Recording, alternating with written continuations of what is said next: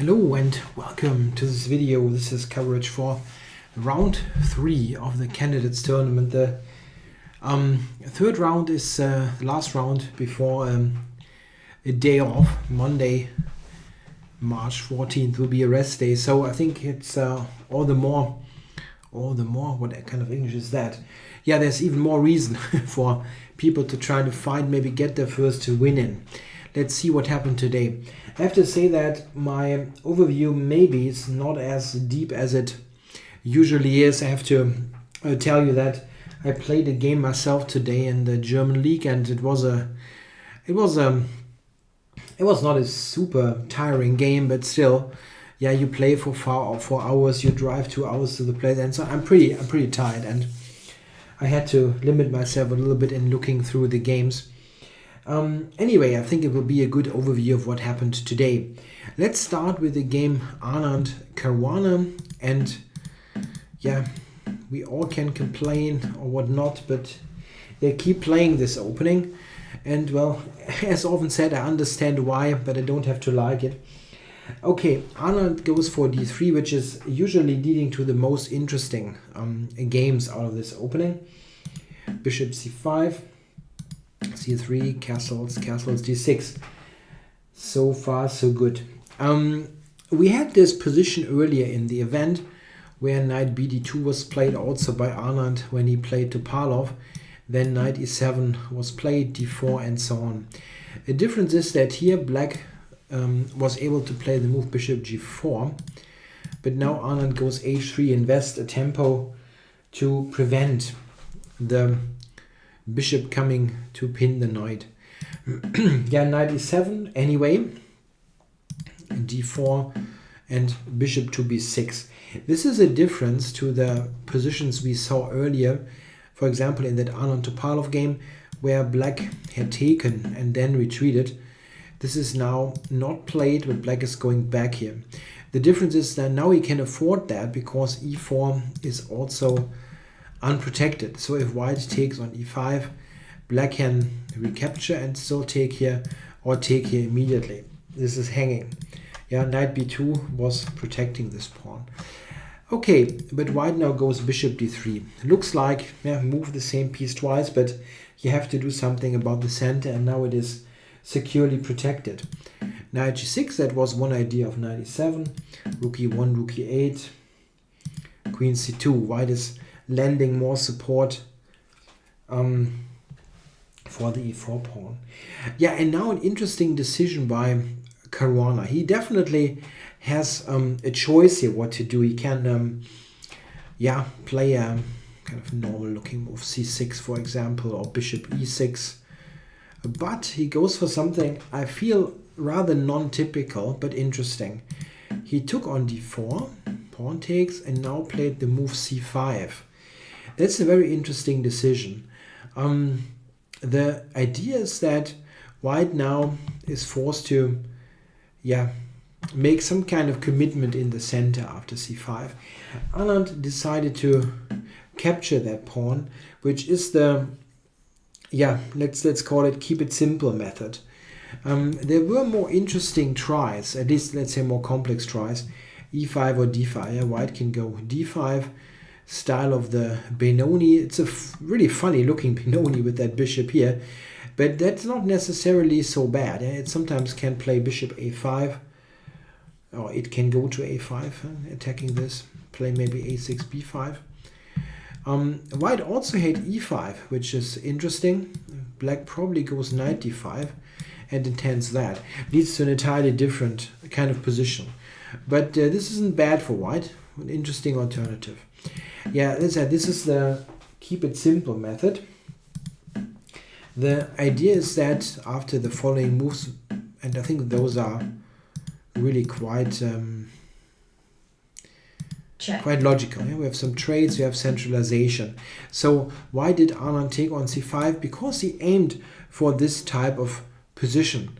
Black has that somewhat weak looking d6 pawn on a half open file that can be pressurized, and black really doesn't have much to show for that. So white is a little bit better, definitely, but it is just one weakness. And very often one weakness can be easily defended.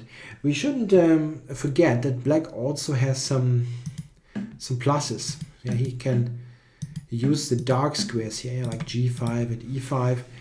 And in general, as I said, one weakness is not so bad.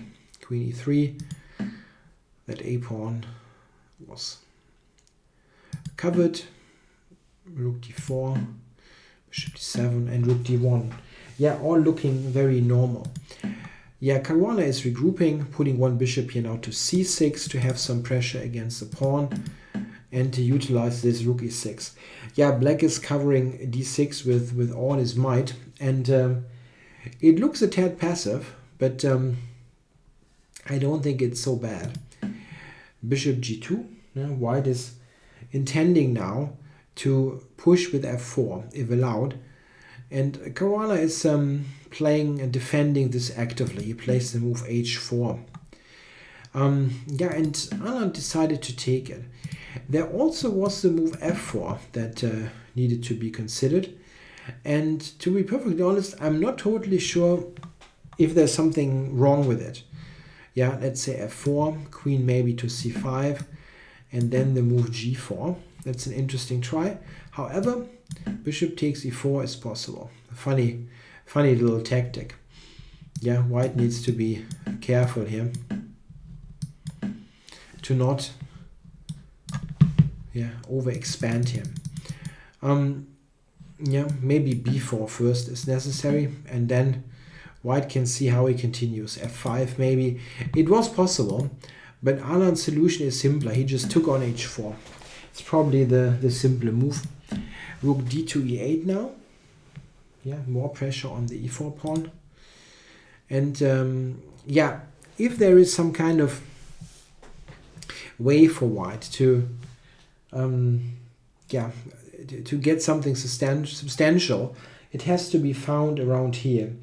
The way it turned out, I mean, and white has a couple of ideas. He can play for f4 still. Yeah, let's say if you go f4 immediately, there's queen c5. So maybe, what about? Yeah, I can try b4 maybe. Controlling this, and then maybe trying to expand further. It's a bit risky, but it's a way. I mean, what he plays is, I think, probably not aggressive enough. a5 secures the c5 square, and now after a4 black gets that square, and I think probably white's hopes for something substantial are almost over now. Yeah, black's counterplay is pretty good. e4 is something that he can attack, and that queen is pretty strong. Yeah, in the game we relatively quickly got to a situation where those pawns were traded, and here they agreed to a draw after move 40. I think that somewhere around here probably white has chances to improve here. I'm not quite sure, maybe something like before. But as I said, I couldn't invest lots of time here to make a very clear suggestion. I'm just very positive that after that was played, that a4, queen c5, that from here it will be very difficult to do something for white. He's got that pawn, that's all nice and good, but it's a double pawn and rather weak.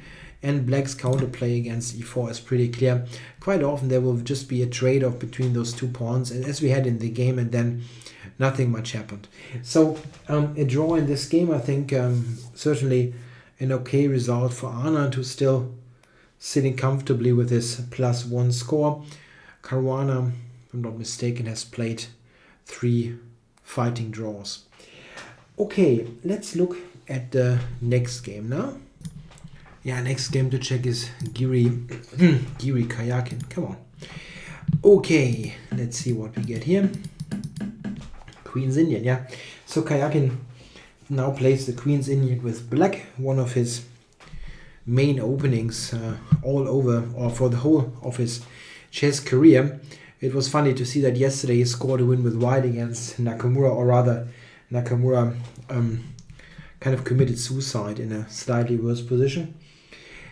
We will actually get a very similar position today here in this game. G3, bishop a6, check, back, d5. It's quite funny with black now. Karjakin is playing in the same style of Nakamura's. Do we have the same position? It could be the same position, right? It looks very, very similar. Knight bd7 or rook e8 is probably the rook e8, knight e5. Yeah, this is, I guess, almost the game, yeah? The Karjakin-Nakamura game. Almost. But I think Nakamura played it quicker, knight bd7 and knight f8. Yeah, we have the same kind of strategic outline here. Bishop b7, bishop c1.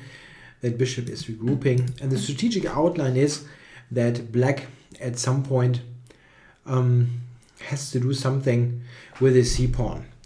In the Karjakin with white, Karjakin-Nakamura game of round 2, Nakamura eventually played the move c5. He played knight f8, knight e6, and then played c5. Karjakin now goes for an entirely different strategy. He plays bishop d6, knight d3, and now instead of going for some c5, he plays the move a5. It's important to see that c5 here, for example, can lead to pawns that are really rather vulnerable. If white takes, for example, rook c1, black is always has to be on the lookout for knight a4, bishop a3, and so on. Those pawns are more like a target.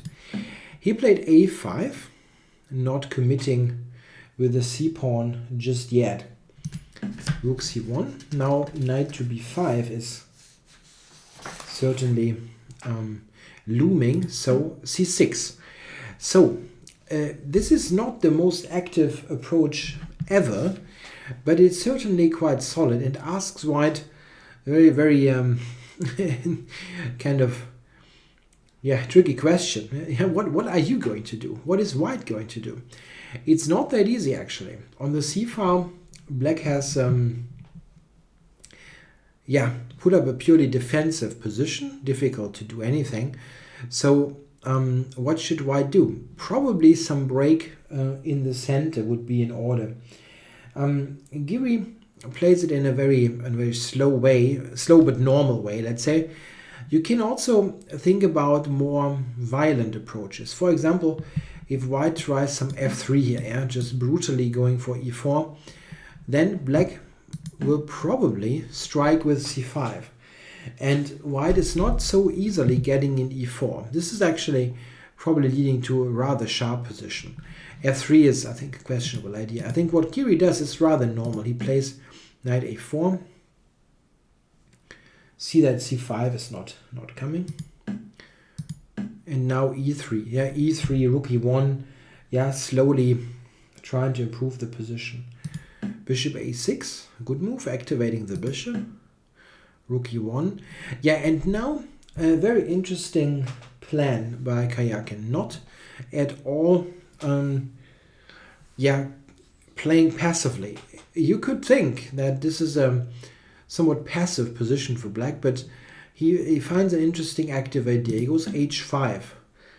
This is not illogical at all. If you look at this position, white has a couple of pieces on the queen side, or let's say rather far away from the king.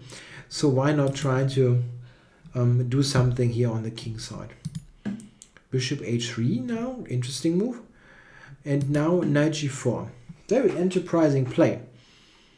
That is ultimately a pawn sacrifice. Knight f4. Attacking this. And black goes g6. Now white wins a pawn. So Karjakin has sacrificed a pawn here. For what exactly? Well, black has got, if we put this on the board and evaluate now, black has got the two bishops. The bishop on a6 is a pretty good piece. Yeah, it's rather active here on a6.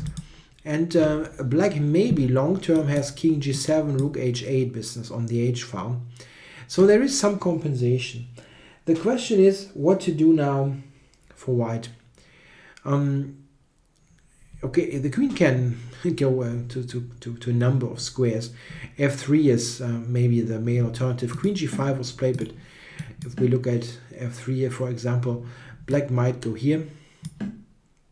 And then, well, it's compensation. The game continues in a very complicated way. Yeah, queen g5 was played, and now bishop to e7, intending the discoveries here. Yeah, and now Giri opts for a very practical decision in a way. He sacrifices on g6. After that move, he has the draw in hand with a repetition or perpetual check, and he can check if he finds more. It's a cautious decision in a way. I know it sounds weird, White is sacrificing a piece, but I think it's very cautious in a way, because you have the draw in hand, you can look if you find something better, and if you don't, you still have the draw. Yeah, so takes, check. That happened. King h8 and knight c5. Now a funny move. Yeah, here in this position after king h8, there were a couple of interesting possibilities, but ultimately probably not something that leads to more than a draw. Check. White can check, for example, again here, back. And here in this position, I looked a bit at the move e4.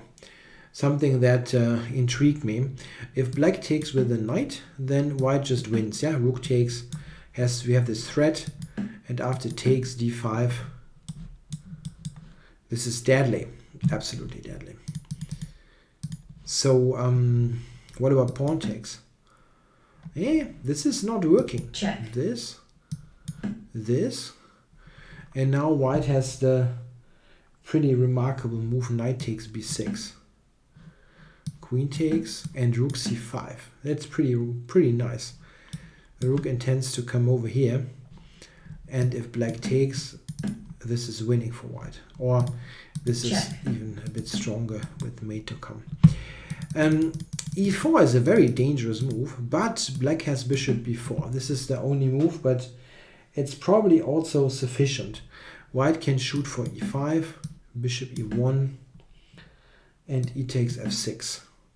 White is a rook down, but he's got 3 pawns and he's got an attack. But it seems to be not more than a draw. Rook c7 here, and white now can force a draw with stuff like that. Yeah, there's this move also in the mix. Bishop e6, check. And again, white can go for a number of checks here. Yeah, I analyzed this, as I said, a little bit, but it never really netted more than a draw.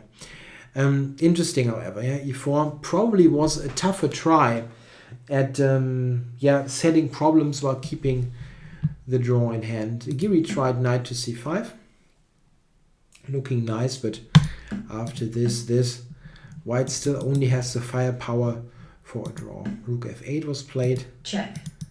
Now they got the draw here by perpetual check. So a draw here between Giri and Karjakin. Karjakin certainly is okay with that, I guess. He has his win in the bag from round 2. Giri is on 3 draws. Maybe he could have been a bit more tricky here. With the other continuation instead of knight c5, going for that idea with e4. But maybe ultimately that knight takes g6 move only led to a draw. Not a bad game, but still some games just end in draws, and they don't necessarily have to be boring. I think that was fairly interesting, but it was not enough. Okay, the next game to check, and I have to find that in my notes. Just a moment. is Nakamura Svidler. Yeah, and this is actually the game where I feel I would have gotten to some clearer conclusions if I had more time. And yeah, simply a little bit more stamina, more power left for today. I would get to some more conclusions, or better conclusions. We have a Slav, and I'm surprised that Svidler is getting this on the board for the second time. He already had that against Karjakin in round 1, and I'm surprised that actually knight c3 again was played and not e3, which is considered more it's more popular nowadays on the top level. Okay, the same line as in round 1, and we have that IQP position because Nakamura now takes with the pawn, which is far more ambitious and I think also better than knight takes d4, what Karjakin played. Bishop e7, queen e2, castles. Black cannot take this pawn, by the way. In many situations like this, where white is offering this pawn, actually in many situations black can take it. It's just risky. In this position it's not risky, it's bad. Yeah? Knight b5, queen back, and bishop f4, and he cannot really prevent knight c7, which will win the exchange. Yeah, so here this is not a playable option at all. Okay, castles, rook d1, or kind of normal, and knight to b4. This or knight d5 are the main moves. Knight b4 is putting some more control over d5. Bishop g5 now, and black is quick in trying to get the bishop pair. Yeah, white now is taking. If white goes back, black will probably play bishop d7 and intends to put the bishop on c6. Yeah, here again we see why this a4 is a useful move for black. Yeah, the knight is sitting very nicely on b4. This is an interesting alternative though for white. He took, however, and the idea is that after the capture, white is increasing his control over the d5 square so that d4, d5 becomes a far more likely option. First, however, white is activating his knights. Knight e4, b6, have to develop that c8 bishop somehow, and knight to e5. Yeah, now an interesting move by Svidler. It's not a novelty. He plays the move bishop h4. Yes, putting the bishop out of or away from that possibility of being captured. In a recent game between Vailly with white and the German, now we cannot call him prodigy, that's wrong, but we have a good junior player, Dennis Wagner. He's maybe 19, something like that, 18, 19, 20, very young. He's close to 2,600. Yeah, Wagner played bishop e7 here in this position, and after rook a3, bishop b7, and at the end it was a draw against Vailly. Vailly got an attack, but Wagner defended this nicely. But okay, Svidler plays bishop h4, and after g3 goes back to e7. One point is here actually to provoke that g3 move, because rook a3 to g3 can be a very valid attacking option for white. So this is actually a small accomplishment that g3 had to be played. I mean, accomplishment for black. Yeah, interesting is now knight to c3. White is going back. Why is he going back? He wants to play d5. White's advantage here, or advantage, he's not better, but white's trump card here is that d4, d5 opens up the position quite quickly in a situation where black is not developed fully yet. Bishop f6 was played. Yeah, the more natural move or more natural looking move is bishop to b7. However, after that, you always have to be on the lookout for those sacrifices. For example, after a5, black has to be quite careful. If he takes now, then knight f7, rook f7, queen e6 is actually quite dangerous. For example, after queen e8, queen e1, there's the threat queen takes e7. Here white is actually a lot better. I think this is what made Svidler refrain from the move bishop b7. He played bishop to f6. Yeah, and now d5, of course, that breakthrough. Black now has to be very, very careful. If he takes on d5, after knight d5, white already wins. Yeah, there is no good move now. Yeah, something like this is just a pretty obvious disaster. There is really only that move, the move that he played, queen to c7. And now it gets rather sharp. Yeah, d6, the d-pawn is pushing forward, and queen c5. Yeah, a very sharp position. We have to mention that the clock times are complete bogus. Yeah, there is no official relay here to those boards. It all has to be done by hand or whatever. I don't know how they do it, but they don't here. I'm using the ICC boards. They don't get a regular normal move relay, move transmission due to that legal mumbo jumbo that Argon has put up, the organizer of the match or of the tournament. So don't really look at the clock times. They don't make any sense. So d6, queen c5. Knight g4. White also could play queen d7, bishop here, and then knight g4. Also interesting. I think that it probably is roughly equal, but it's very complicated, and I'm not really claiming that the time that I spent here is enough to get a full picture here. Something like this, f3, knight d5, I think looks okay for black. Yeah, something like this. Definitely dangerous, but that pawn is probably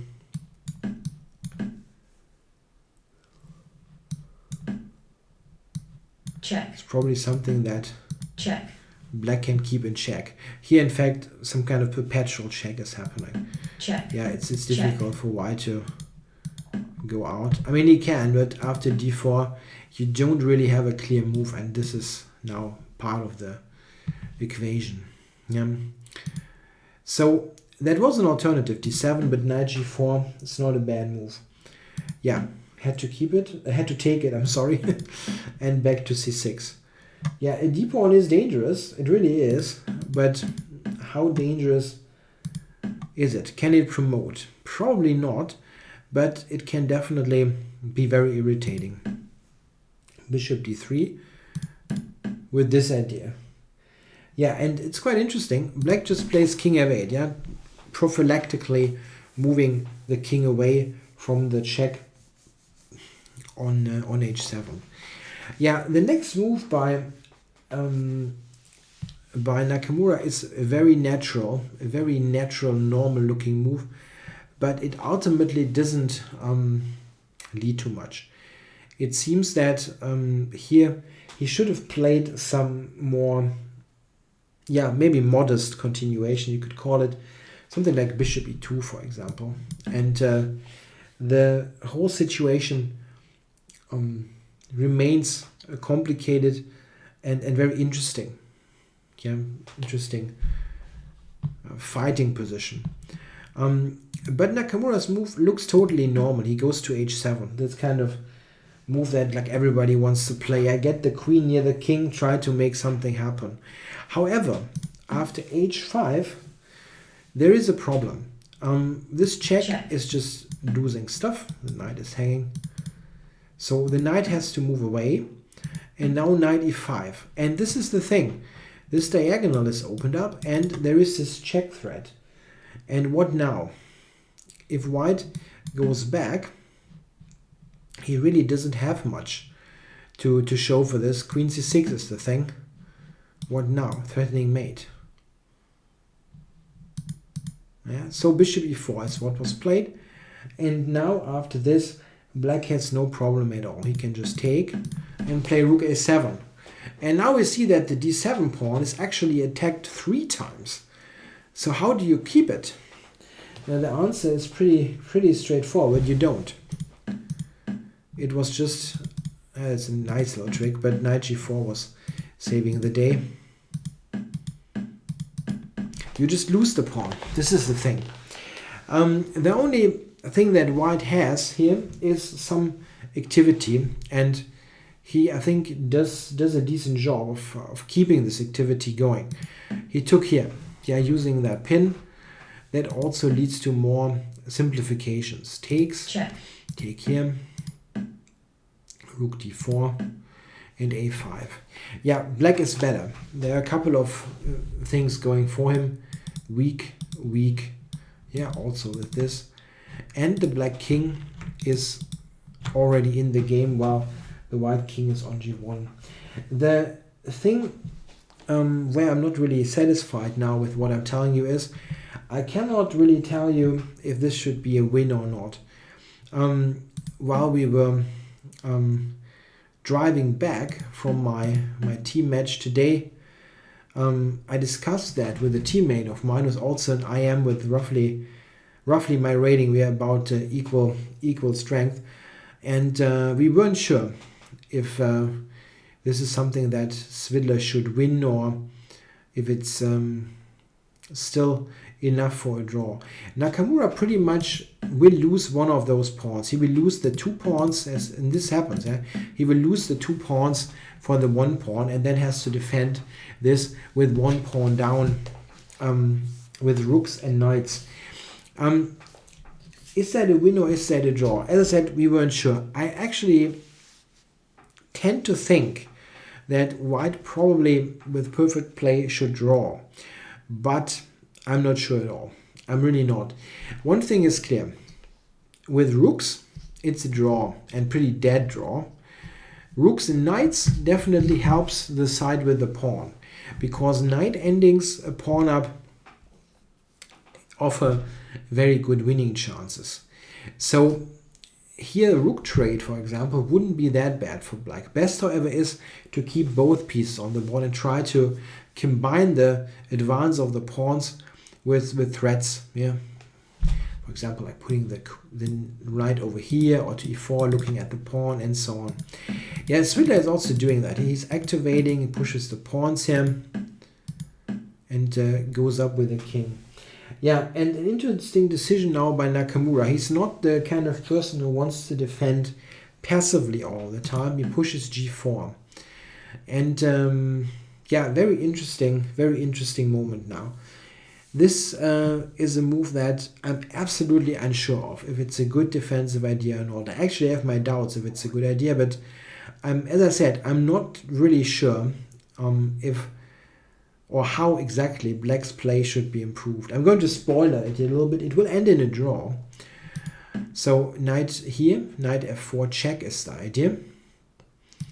Takes, king takes. Oops, I'm sorry, that was the wrong button. A pawn takes also came into consideration, but there's a check.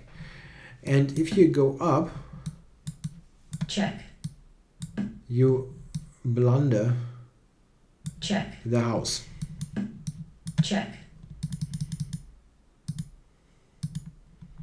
So you have to go back and then knight f3. This is probably not a particularly great idea. So king takes. Activating the king is more logical. There are 2 pawns that black can attack, and this is a pretty nice knight. It looks very good, but we weren't sure, as I say, we weren't sure there if that should be a win or not, and we also didn't have a particularly clear idea. What I am relatively sure of is that here after knight g2, if Svidler wants to, if there is some kind of improvement, it has to be here, because I think this is a draw. Check. This ending, the rook ending, is a draw.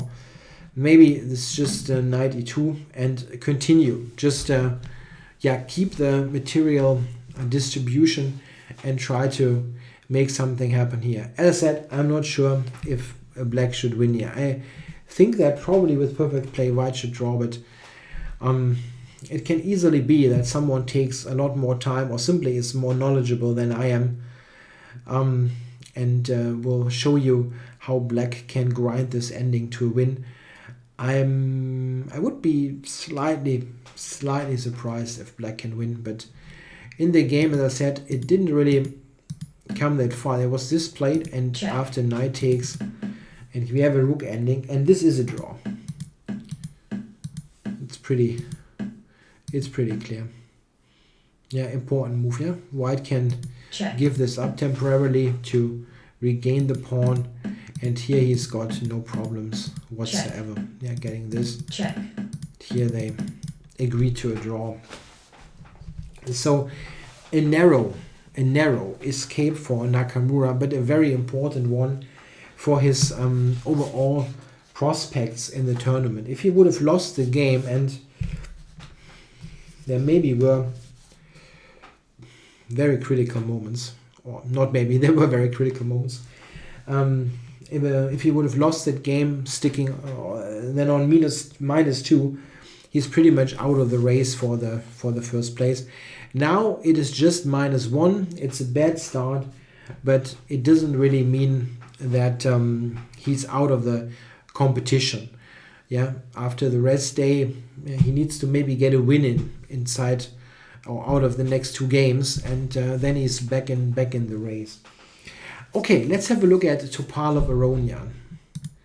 This is the first white game of Topalov's. He has played 2 black sides of the Berlin so far and scored just 1 draw.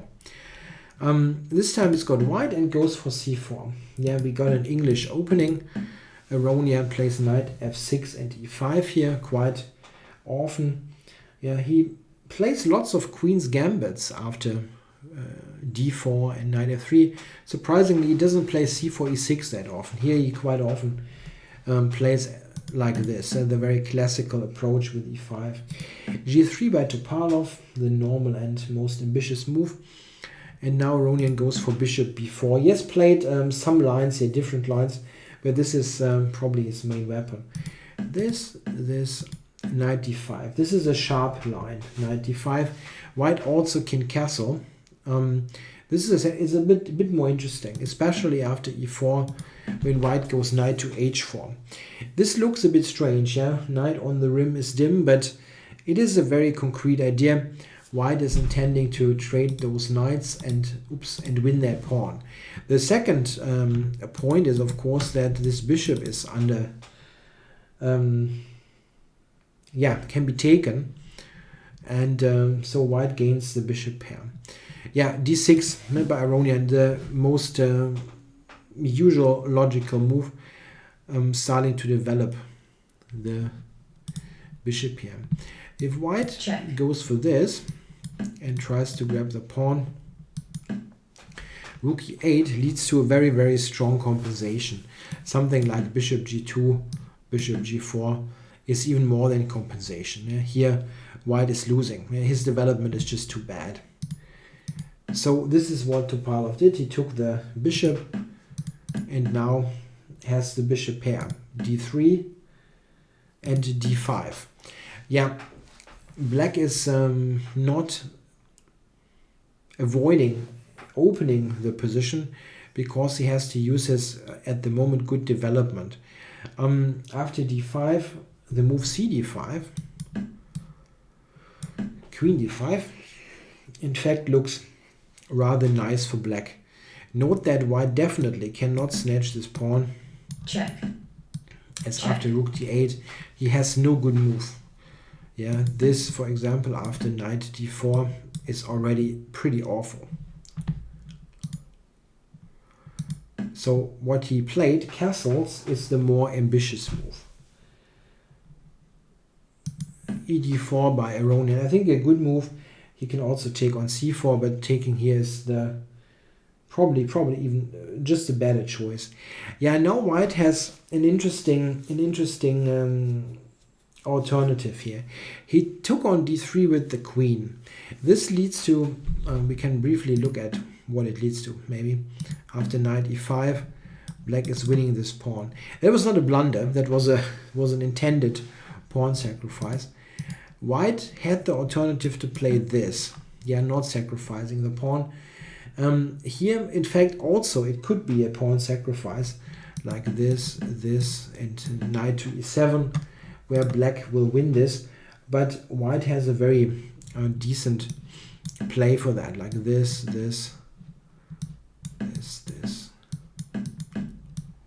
and centralizing. It's probably never more than enough. Yeah, there is sometimes idea for the white queen to enter and the knight, but it's probably never more than enough compensation, if at all. It's tricky. The sacrifice that Topalov goes for is probably a little bit more aggressive, let's say, and it's interesting. He now goes for e4. He's got the two bishops and he's got a couple of open lines available. Yeah, so e4, bishop e6, normal move, and b3. Note that e5 is not a good idea due to c5. Yeah, queen takes, knight e5, and this is totally okay for black. He's got a sound structure and a pawn. It is a bit of compensation, but probably not enough. This is better. You know what Topalov played is better. b3, knight here, queen a4. Went back. And now we come to the critical position of the game. Really early, but it is the critical position of the game. White now probably had to take on d5. Like takes, and bishop b2. This leads to fairly unclear positions where the white bishops, both on fianchetto positions, should give some play here for the pawn. Like this. Black can even go all the way here. That probably forces rook to b1. Looks a bit awkward, but it's not such a big deal. White's position here, or compensation, White's compensation is what I have to say, is more of a long-term one here anyway. Yeah, he will just play here, maybe bishop e4, just activating. And quite often, this is enough for a pawn. If you have a bishop pair in a wide open position, it's quite often enough, because simply often the pressure is getting so substantial that the defending side will feel that he probably should return a pawn. However, this is not what Topalov played. He played the move rook to d1, and this looks completely logical, completely normal, but it has a tactical problem. And again, Topalov is lacking a little bit in sharpness and tactical play, as he did in the first round when he lost to Anand. Knight takes e4 can be played, and Aronian played it. What's the idea? After bishop takes, isn't that a pin? Yeah, it is, but black has the move queen f6, and this is quite an embarrassing moment. The rook on a1 is hanging, and the bishop on e4 also is attacked. Here, yeah, black's position is excellent. He's 2 pawns up, and if he loses one back, let's say rook b1 takes, let's just say he would lose this, which is not so clear that he does, but let's say he loses. Now he actually will lose it, right? Like here, and white can take. The thing is, black still has a pawn, but he also has the better position. The light squares in particular here are very, very weak. Black has a light squared bishop, white doesn't. Very, very good position for black. In the game, Topalov tried bishop b2, being 2 pawns down, but this is absolutely not enough.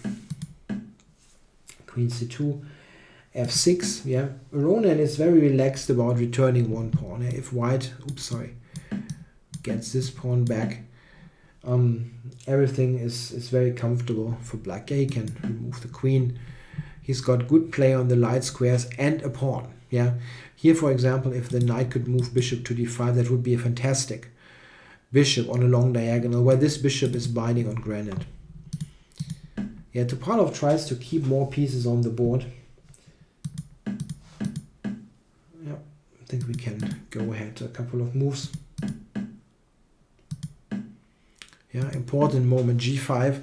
This is not weakening. It's just driving the knight away to a worse square. And this is a very good square for the knight. f4, this is traded. Bishop over here.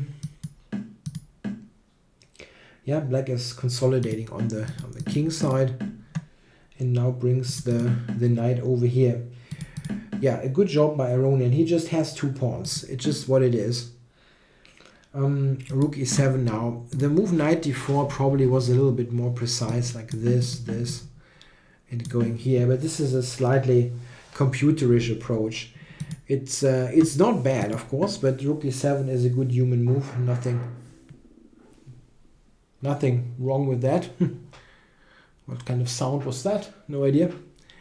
Yeah, that is a good, I think, human move.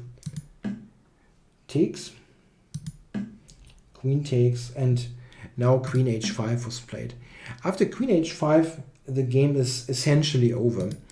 Queen d5 was a bit tougher, even though it probably won't help at the end. Rook d8, queen e4, and rook d4 is a good move. Yeah, forcing the issue. It first looks like this isn't that great because white is getting a pawn back here. But after this, check, this, white now at the end has to take care about this. So he has to go back and rook b3. And this is actually even worse than it looks. That position is completely lost. Yeah, that pawn is gone, and the black bishop is so far better than the white knight that this win will become very easy. Still, queen h5 was played, and now after this, black gets a fantastic knight and now closes down any activity for the white bishop. The next moves were not very difficult for Aronian, I guess. Yeah, opened up the g file, the knight was supported. Yeah, and now only one thing he has to find. Queen d7, going for queen d5. And after king here, check. And queen d5 now. Topalov resigned. The big problem is that this and this is a mate threat in 2. And white really has no defense to that. There's always that square on g2 for the mate. So the second loss here for Topalov, and a pretty drastic one. He sacrificed a pawn early on. If we look at the start of the game here with this, yeah, that was still, I think, kind of okay. But then I think he probably really just blundered knight takes e4 because he maybe didn't see queen f6. I'm really not sure. But it's clear that this is not sufficient compensation after knight takes e4. Aronian took the pawn and later converted this pretty convincingly. So Aronian now in the lead as well with a +1 score. The other players on a +1 are Anand and Karjakin. Now he's joined by the Armenian number 1. Topalov, however, is on a -2 score after 3 rounds and almost out of contention. I think if you lose 2 games, you probably have to win 5 or 6 to compensate. At the end, there will be a +3 or +4 score necessary. And the way Topalov played up to here, it would be very surprising to see him win 5 or 6 games. It's super difficult anyway, and especially after that start, it doesn't really seem very, very likely. Okay, this was coverage of round 3 of the candidates tournament currently held in Moscow. I hope you enjoyed it. Tomorrow, Monday the 14th, there will be no round. There's a rest day, so it will continue on the Tuesday. And yeah, again, I will make a video for round 4 on that Tuesday probably. Okay, thanks for watching. Bye bye.